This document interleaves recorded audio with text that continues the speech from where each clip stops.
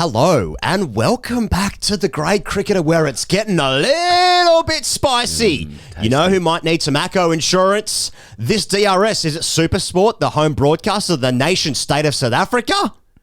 Well, I'll tell you what, it's good fun watching this team, this Indian team, because they are, they're losing the plot. Yep. There's lots to get into before then, but look, this has been a really, really good series, and it's set up for fucking who knows what the fuck's going to happen in the last day. Well, it's day 4, but it'll be the last day of the series. I've got the scores here, Pez.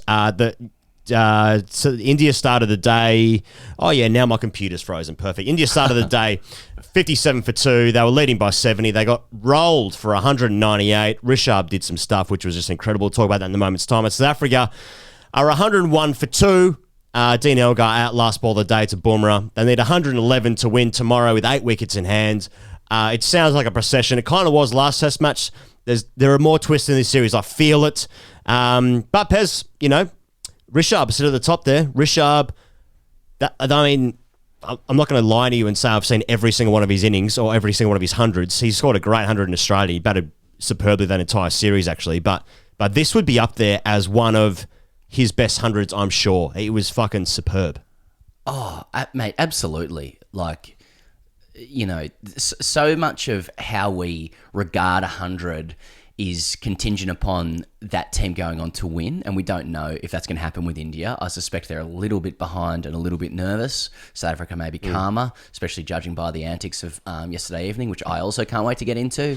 But regardless, man, 100 not off 130-odd balls or something, when the next high score was 29 off 143. No one can go on and go big in this series, really.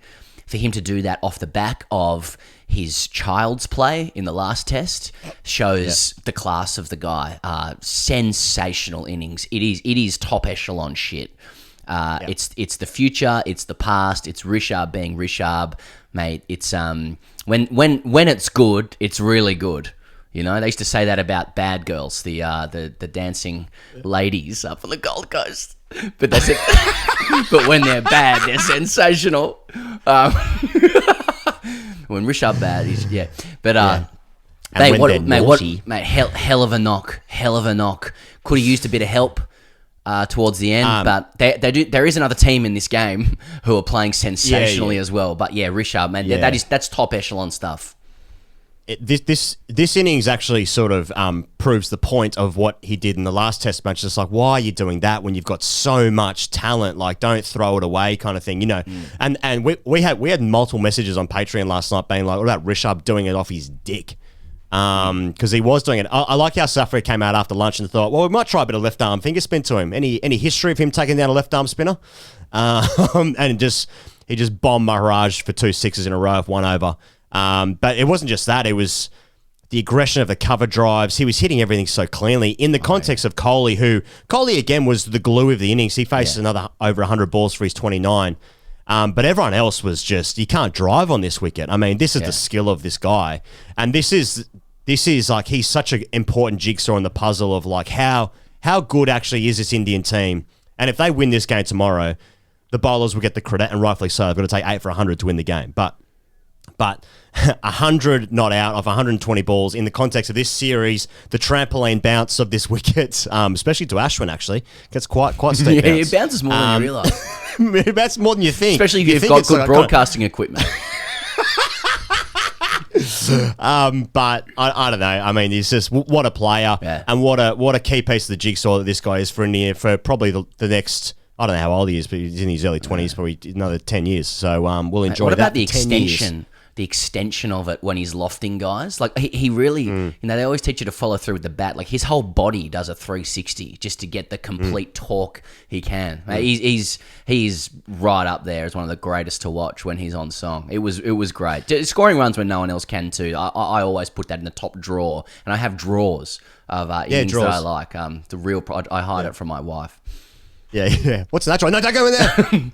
The top drawer's the best innings. Those are Gabba runs. Okay, Pez, let's get into the only talking point now for the next week. Yeah. This is fucking sensational. I've got it down as Coley versus the nation of South Africa, because it's just it's like Simpsons man yelling at cloud, except man, it's now men yelling at stump mics. For those who haven't seen it, walk through it. So it's in South Africa's batting innings. The score is 60 for 1. The end of the day's play is 101, so they add in their 41 after this. Ashwin bowls the ball to Dean Elgar, hits him on the pad. Murray Erasmus gives it out. And drifts in, big drift in, coming on straight, right arm round the wicket to the lefty as well. So you sort of somehow that you can see the angle of it. Yeah. It hits him on an off. And I'd say it looks good. It looks good pretty live. salmon. It looks pretty good. Looks pretty good. I'm not saying it's not Lion to Stoke salmon for me. Nah, but nothing ever will be. But I can see why Murray gives it. I can see why he gave it out. Why he gives it. Yeah. To the naked eye, Pez. And he walks down. Elgar walks down and thought, this is a big moment of the game. I'll review it. And he was right to, because then DRS shows that it's bouncing over the top of the stumps. Then Coley just like walks away from the huddle, takes his hat off. He fucking kicks the dirt like he's trying to put one in the top bin. And then he, like at the end of the over, he walks down to the stump mic and starts yelling to the stump mic. Ashwin is heard. You're gonna have to do better than that to win. You need to find a better way to win Super Sport.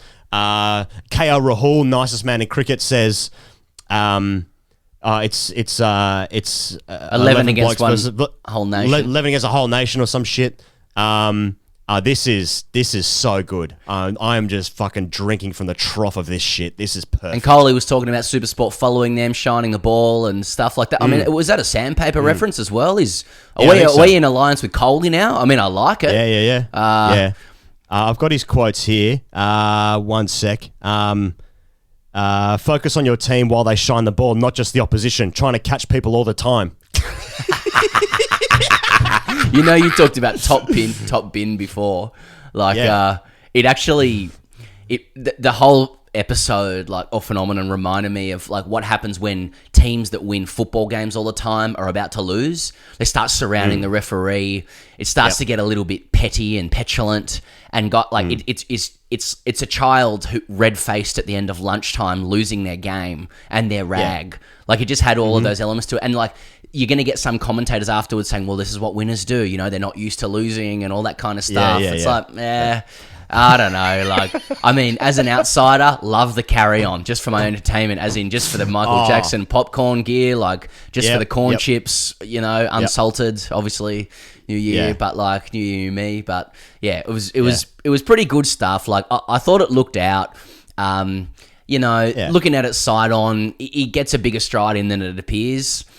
It doesn't. It looks like if it's anything, it's going to be a half ball, half bail shot. Like, get a couple of centimeters above is a bit fucking. Oh, how are you going? Really? Like, none of that ball was hitting the stump. But what do you know? I mean, what do you do? Like, what do we do? The ICC provides the cameras. So they say. Yeah. Like, I'm sure some conspiracy's coming up around this now.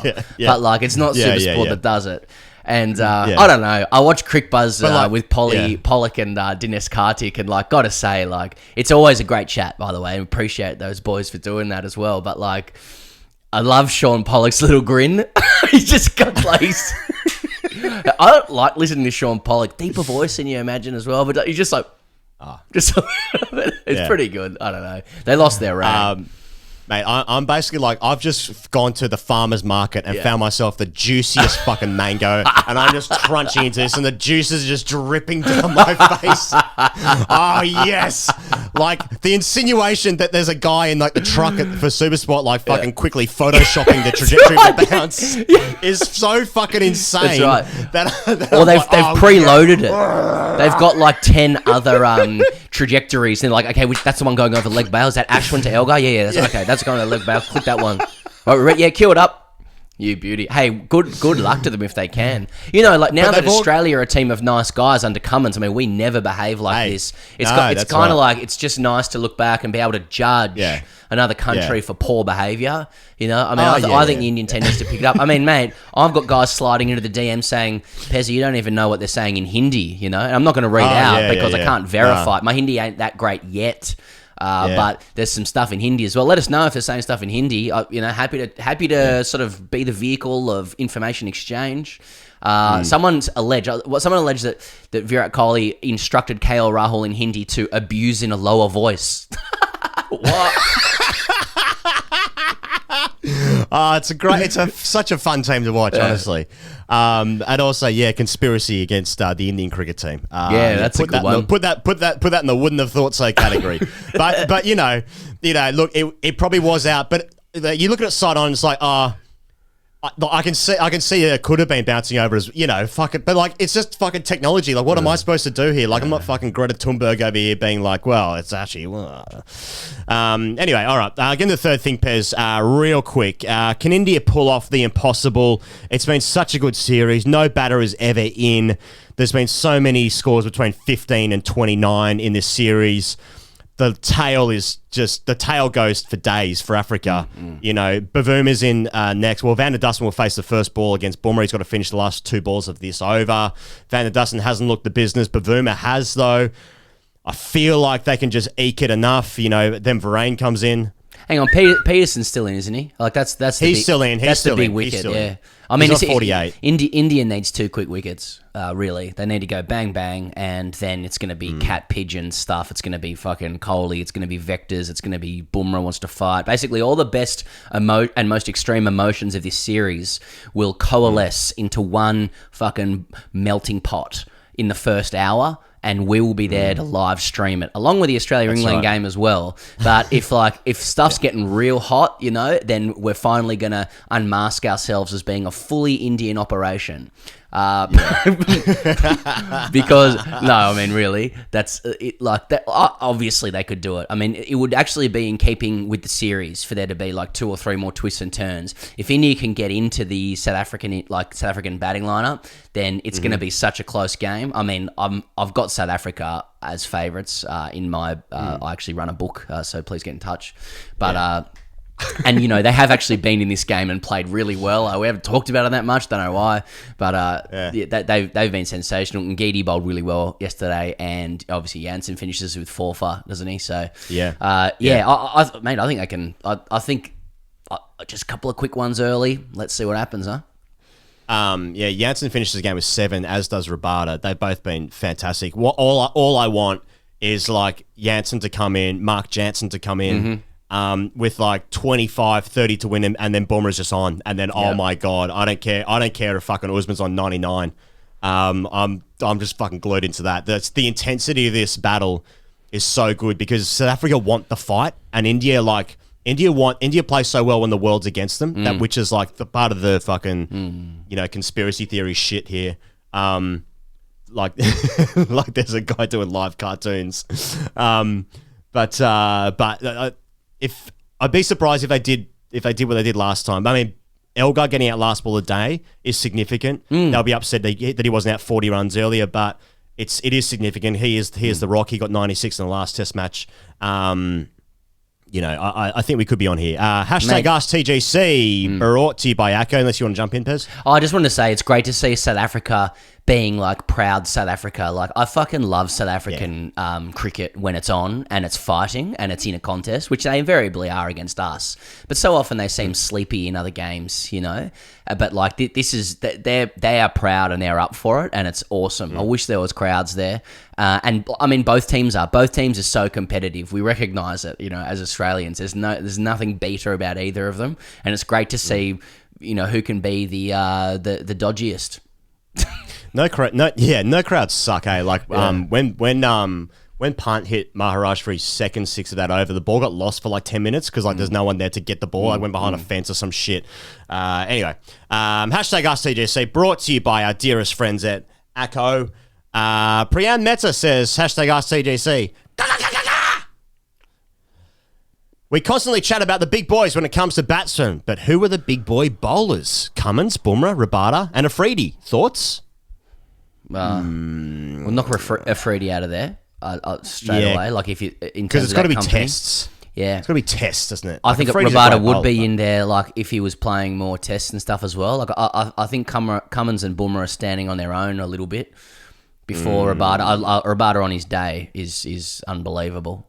You know, and then people, you know, people are going to talk about Anderson and stuff at home or whatever. I mean, he's done well out here in Australia, but he's, you know, like if I'm assembling a quartet or a triumvirate of or trio of quicks, like, I mean, it's Cummins and Bumrah in every single time, and then I can take your pick for the third. So yeah, the rest feel a bit like Neymar to Messi, Ronaldo. You know, it's like a tier down. Yeah, you know what I mean? Like they're good. You got a thought on Cummins v Bumrah? Cummins is a better test bowler, I think, and that's not to say that Bumrah is therefore the worst bowler I've ever seen. Oh, it is to me. I think Cummins is just more consistent. It's pretty close. That's all. I think it's very close. Of course it is. Of course it is. You asked me a question, I answered it. I was thinking about I'll fucking back off, all right? No, I'm sorry. I just said that I was scared of being called racist again because I chose the white guy. I was just thinking about well, that's just how it goes on Twitter. I was just thinking about, like, is Ashwin in there? Ashwin's. He only plays half the games, I suppose, when Kohli fancies it. But Ashwin's close. Ashwin's close to a big boy for me. Ashwin's the best spinner in the world. He's the best spinner in the world, yeah. With Ajaz Patel, but inseparable. Or Axar Patel. Yeah, all the Patels. Yeah, I don't know. All right, well, we'll see you guys tonight for the first session of South Africa, India, and the third session of the 5th Ashes Test match. We're going to live stream. We're going to be watching both those games at the same time. Anything could happen. Join us then right here on YouTube. See you tonight. Cheers.